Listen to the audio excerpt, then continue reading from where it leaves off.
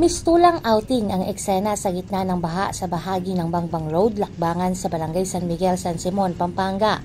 Matapos dumagsa ang mga pamilya sa lugar, bitbit ang kanilang mga pagkain, lamesa at upuan, soft drinks at naging alak.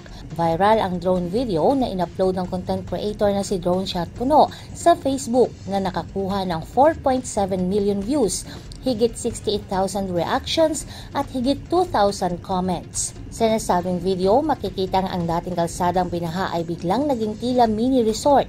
Ilang pamilya at grupo ng kabataan ang namamasyal, naliligo, nagkakasayahan at tila walang alintanang panganib sa paligid. Caption ni Drone Shot Puno sa video, "Baha ka lang, Pinoy kami. Resort na walang entrance fee." May mga nagkomento naman ng, "Basta Pinoy talaga, negative na, kaya pagawing positive. Happy lang lagi." Mayroong nagsabi na, "Pinoy mentality, always positive. Baha lang yan, Pinoy tayo." Habang ang isa naman ay nagpahayag ng, "Yung baha na nga sa inyo pero ginawa nyo lang na outing yung baha, ang kulit." At ang isa naman ay nagsabing, "Yan ang katangian ng Pinoy, baha na, masasaya pa." Ngunit sa kabila ng tila masayang eksena, may mas seryosong issue sa likod ng pagbaha. Ang bahagi ng Bangbang Road kung saan naganap ang outing ay malapit sa isang nasirang dike dulot ng sunod-sunod na bagyo.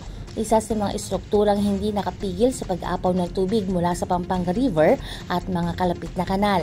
Sa damage report ng Provincial Government ng Pampanga, naitala sa San Simon ang partially damaged flood control na nagkakahalaga ng 132 million pesos. Jovelyn Astrero para sa Balitang Unang Sigaw.